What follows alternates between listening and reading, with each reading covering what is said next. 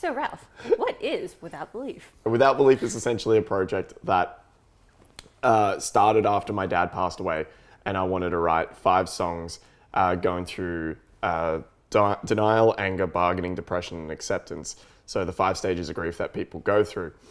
And that was the foundation of like where I wanted to start Without Belief, then moving it on to talk about mental health and reaching out to people in a different way that has been done 1,000 times through music, but in a way that I haven't done it yet. So in previous projects, I've written or done music that's kind of like your standard sad boy relationship fails and the oh, woe is me kind of thing, where this was more meant to be a general basis of, hey, people have gone through losing loved ones before, people have mental health issues and troubles in their day-to-day lives. Let's make that literally the core of what the project is focusing on. Back in 2019, I was writing this music with Jake from Earthbound, and we were going through this process of just we were going to have it a studio project, potentially just like a one-off track, one-off EP, and then just let it be sort of thing, so get it out of my system. Then I kind of went and took and ran with it and was like, hey, why don't I make this a live project as well? And Jake was sitting there going, two bands? Oh, I don't know if I can do that. And I was like, no, you got this, boo, don't worry. He did not have this, boo. Oh, no. Boo was focused on Earthbound very much, and I don't blame him. And I had too many ideas to keep up with. So it got to the point where we wrote songs after The Parting Gift being released, being focused more towards mental health. So Everlost in 1908 were like a 2-track deathcore release that focus on suicide notes that I wrote throughout the pandemic. And so that one was 1908, which was also a date that resonated with Jake during the pandemic of things that weren't going quite well for him as well. But the lyrical content is literally an entire suicide note that I wrote. And then Everlost was the song that was pretty much kind of like a final head nod and farewell to Dad, but also focusing more towards like how I needed people around me, and I was kind of like, no one's around me, oh no, fuck you, like I need people, but pandemic says otherwise. I don't have that. With Everlost, that was meant to be more like a general song of being like something that a lot of people could resonate with in terms of like they want to be able to see people, they want to be able to do things, they need people around them, but no one could be there for anyone with the state of mind that everyone was in. So essentially it was that, and it was just like the mental health journey of being like, I'm doing fine, it's perfectly okay, I've still got my day job, I've got this, everything's perfectly fine. Oh, I'm still in a pandemic. Oh, I can't go outside. Oh no, I can't do this. Oh, I can't interact with these people. Oh, I can't continue my previous norm of being able to socially interact with people and meet new people and go and play shows and tour and do this. Oh no, I'm in a vicious cycle. Oh, fuck. That sucks. So that was kind of where that went. And then that was where we were steering more towards, instead of talking about grief, we were talking more towards mental health. So songs moving forward would be more, each song would be a representation of a mental health condition. So like severe depression, anxiety, I want to make the joke ADHD, but that song would just not go well. It just wouldn't happen. Too much chaos. Too much chaos. So what further mental health issues would you write songs about then? All of them. So with the mental health thing, it's kind of more like a state of mind sort of thing as well. So it's kind of like the idea is it's going to be an approach where it's taking other people's experiences that I'm friends with or familiar with or in the community and the following of Without Belief, getting an understanding of what they've been going through and then if they're comfortable with it, then projecting that into a song. So it comes more authentic sounding from like someone's actual background story. So like someone, for an example, could be the first thing I can think of, just for an example, someone's like suffers from schizophrenia or something like that. I will personally never know what that's like, but I would like to be able to get a better understanding and dive into that, and then use that, if they were comfortable with it, to project that into a song, so people can sort of have more of an awareness around it.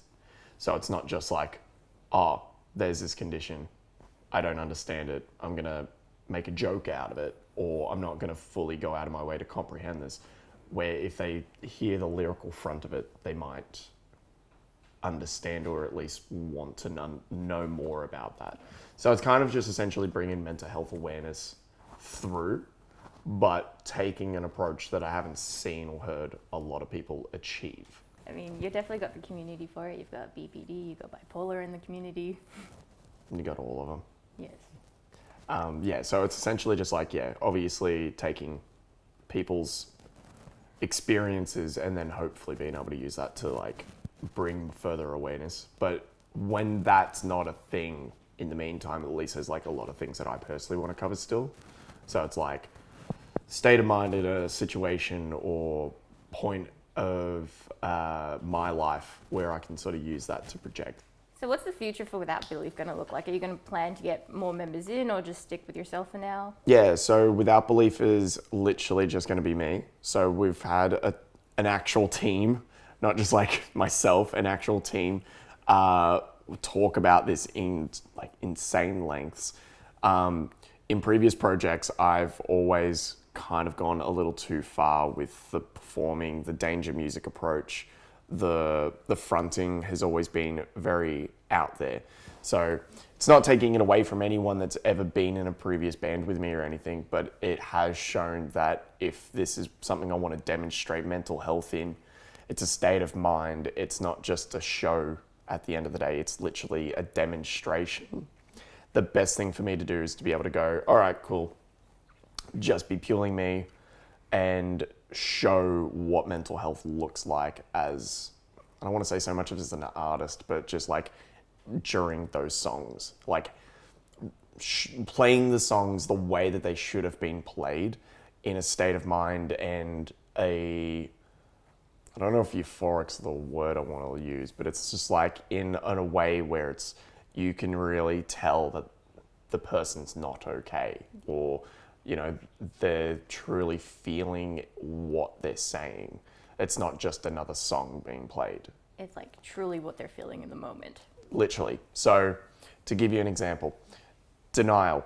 It's a frantic trying to cope with the reality hit that you've just had. So, performance wise, that like without going through choreography or thinking about it, but the first thing that comes to my mind is that's going to be frantic. I'm going to be jumping from wall to wall. I'm going to be losing my mind. I'm not going to be in a headspace where I'm going to be thinking about the lyric or anything. I'm literally going to be sitting there probably wallowing on the ground, screaming the words, but it's not exactly how it sounds recorded. So it's going to be a whole new aesthetic of sound and approach when it comes to the live aspect. So Anger is going to be, I'm not going to be beating the crap out of anyone. I want that on the books.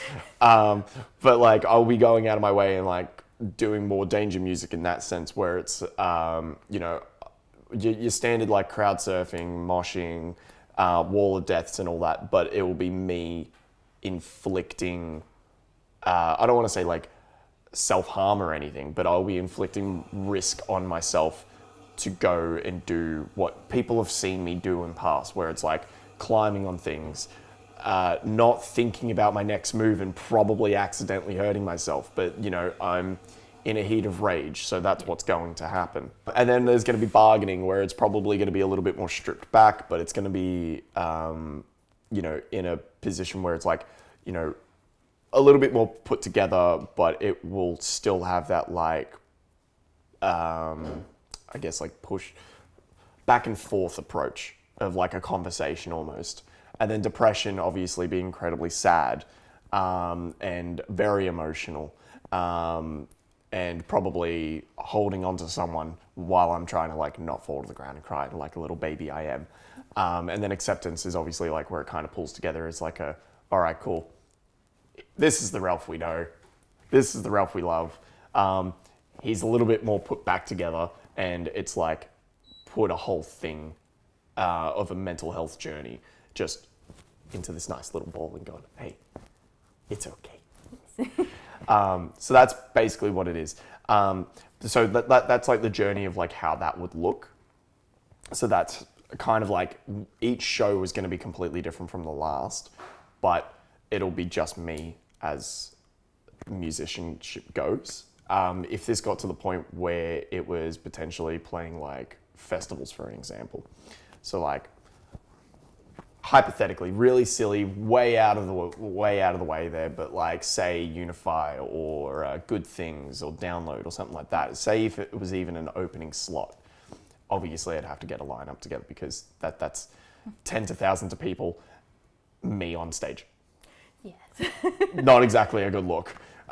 If I could pull it off, sweet. Don't think that would be the case. But in terms of shows building up the reputation and the demonstrations, it'll be just myself. Going from denial to anger, it's like it's going to have the the approach of where it's like danger music, and it's going to like go through the process of putting myself at harm, but not doing self-harm by any means. It's purely just with danger music, it's you go into a venue knowing full well that this person's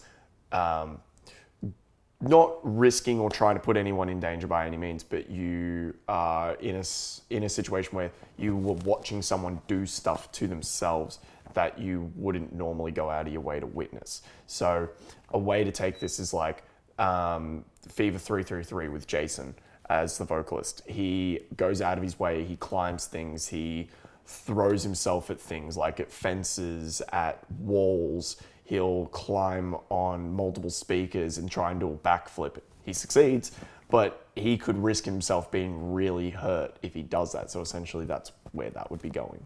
So in terms of live shows, are we getting one soon? So when this is out, we would have announced it, and it's the Friday, 3rd of November, with Broken Earth as main support, and just this really nice wholesome band called Atriox. So that's going to be at the Gasso Hotel in Melbourne, in Fitzroy. We're going to be playing upstairs. It's going to be the greatest thing we've ever seen because it's going to be a dive bar vibe, and I love it. Oh, excellent. Yeah. Everyone better be there. Yeah, I got us a banner. No, it's going to be sick. So yeah, a lot of stuff's been put into this. There's been a rig built for the show itself as well. So for the kids that are playing at home that don't know, a vocalist does not have a rig. So I'm now getting a rig put together very last minute, and that's going to be how the sound and everything will work. So it's not just on laptop and hope for best. It's literally, we're going to have that all go according to plan and have a rig set up. So that way, if new members come on in future as well, we'll have that.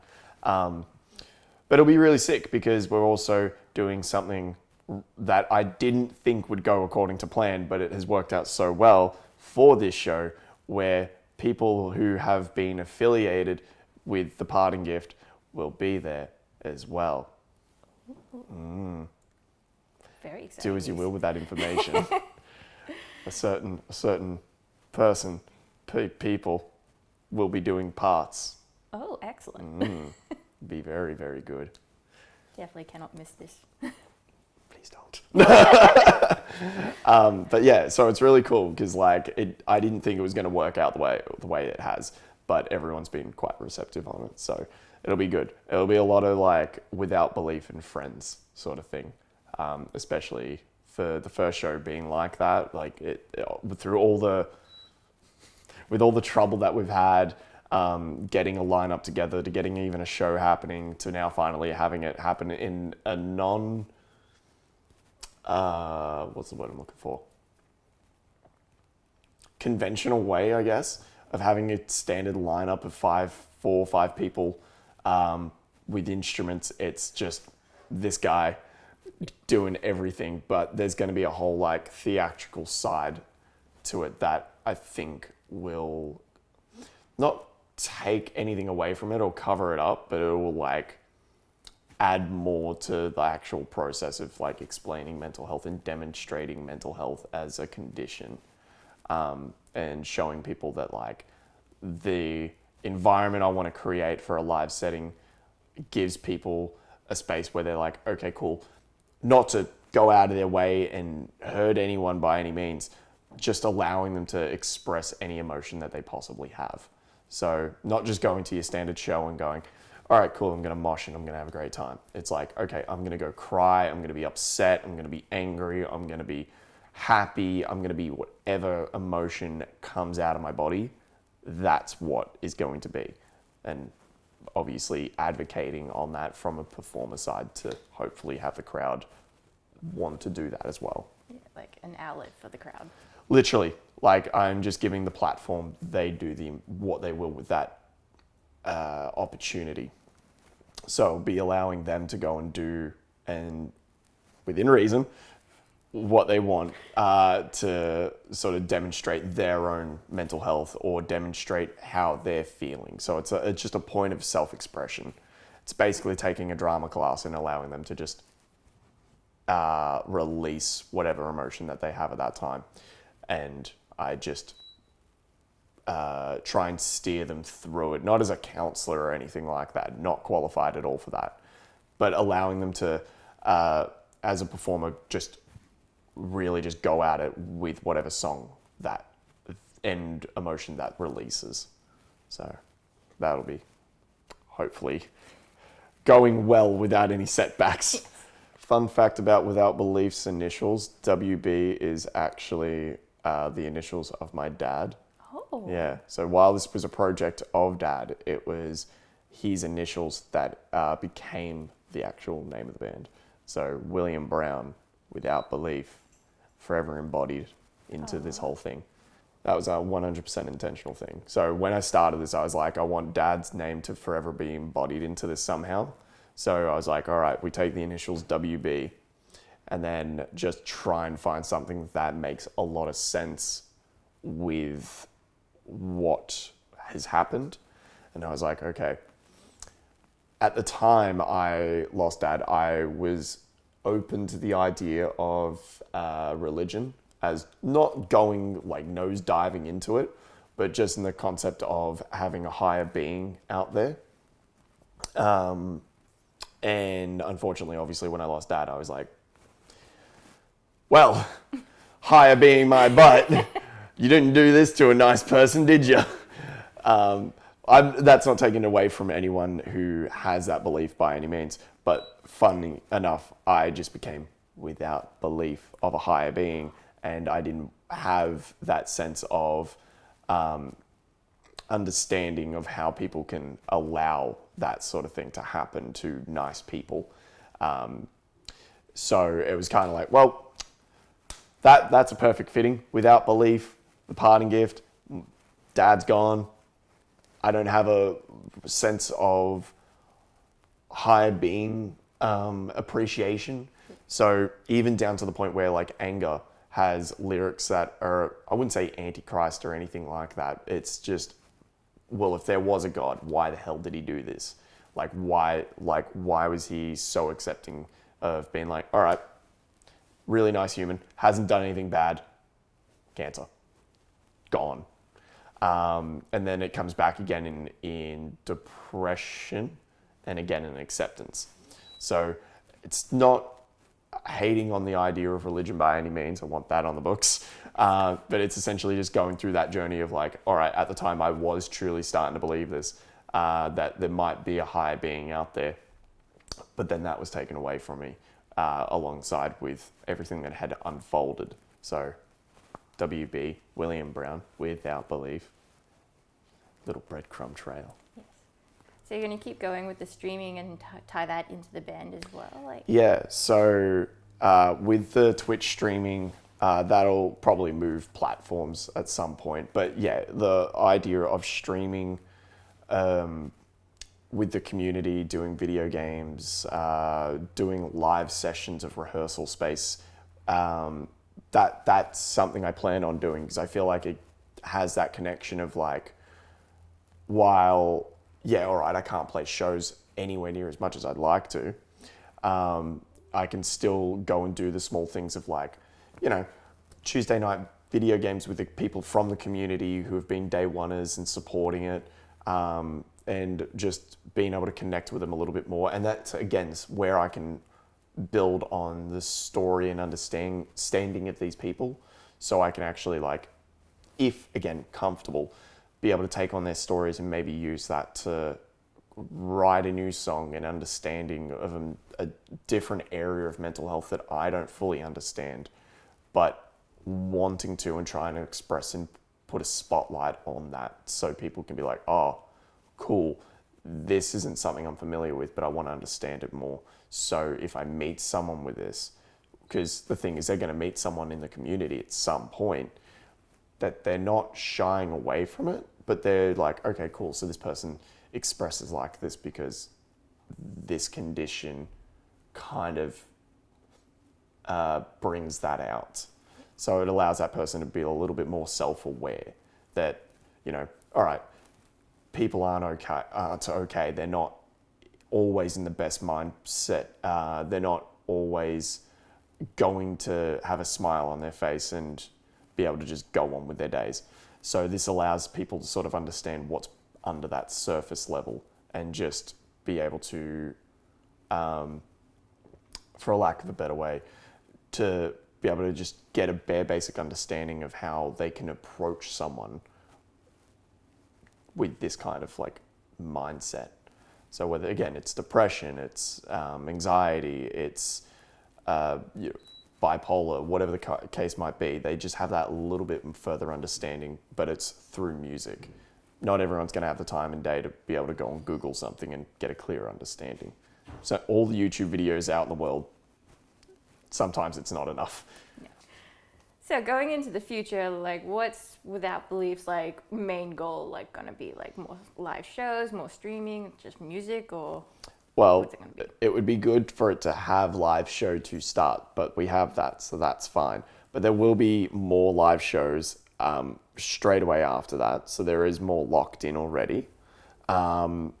So there will be the new music as well. So at the time that this would have been released, I believe we would have also have had new music announced.